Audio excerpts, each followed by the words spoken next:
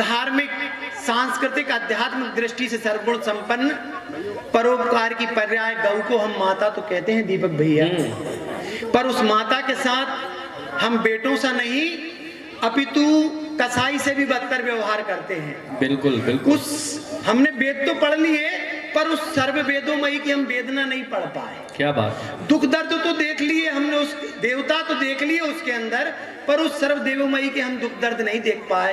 तब उस बेजुबान की व्यवस्था और उसके प्रति बेमनुष्यता को मैं बड़े सरल शब्दों में कविता के माध्यम से रखना चाहता हूँ। स्वागत भैया, स्वागत कि अंग अंग देवों का वास है, अंग अंग देवों का वास बेआवास दिखाती है, और पहली रोटी की अधिकारी कूड़ा कचरा खाती है। और पहली रोटी की अधिकारी कूड़ा कचरा खाती है। आपकी तालियां कमजोर है भाई साहब। जब मैं उसकी वेदना रख रहा हूं तो तालियों में कमी नहीं रहना चाहिए।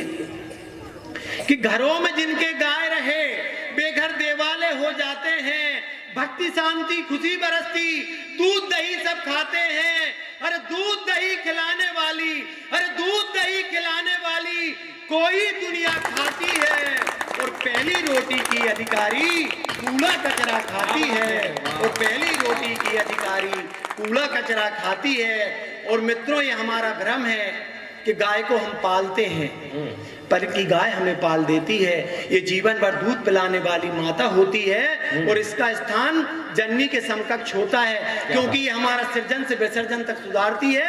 बेतरनी के रूप में इसकी मात्र पूंछ को स्पर्श करने से हम भवसागर तर जाते हैं भाई साहब। क्या बात है, वाह। तब अगला बंद रखता हूँ कि सेवा करने से गाय की जब तक तीरथ सारे हो जाते हैं, सकल मनोरथ सिद्ध होते, मुक्ति दर खुल जाते हैं। तो मुक्ति के दर खोलने वाली, अरे मुक्ति के दर खोलने वाली खुद दर दर ठोकर खाती है। और पहली रोटी की अधिकारी कूड़ा कचरा खाती है।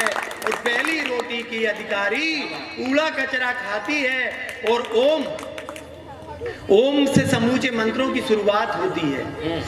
ओम में ब्रह्मांड की सारी शक्ति विलीन होती है, और वो ओम शब्द गौ के मुख में समाहित होता है। क्या बात भाई साहब, हम जगत जननी और जन्म देने वाली माँ को भी हम माँ कहते हैं, और वो माँ शब्द भी हमें गौमुख नहीं दिया है भाई साहब।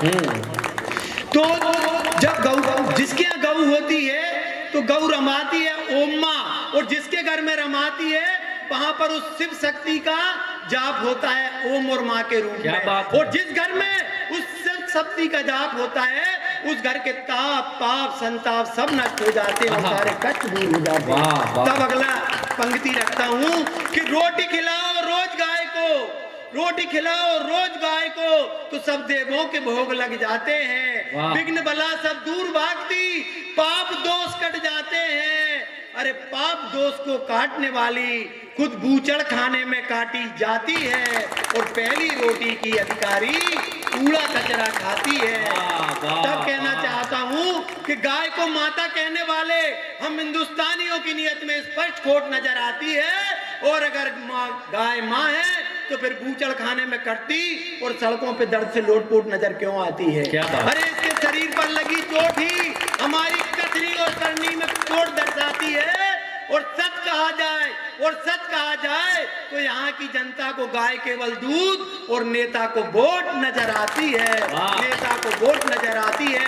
और अंतिम चार पंक्तियों के द्वारा मैं स्थान ग्रहण करूंगा, तो मेरा सभी से आग्रह है कि मुझे जोरदार तालियों स्नेह आशीर प्रदान करके मुझे, अगर मैंने ये पंक्ति एडवांस आपने पेमेंट कर दिया, जब मैं अगर ये पंक्ति आपके उसके लिए कह दी हो मैंने, तो आप मुझे स्नेह आशीष द्वारा विदा करना कि जिसे कहते हैं हम माता उसे हमको निभाना है, पिलाती दूध जो हमको उसे खाना खिलाना है। अरे तड़पती आज गौ माता सड़क पर जान देती है, उसे अब राष्ट्र पशु का भी हमें दर्जा दिलाना है।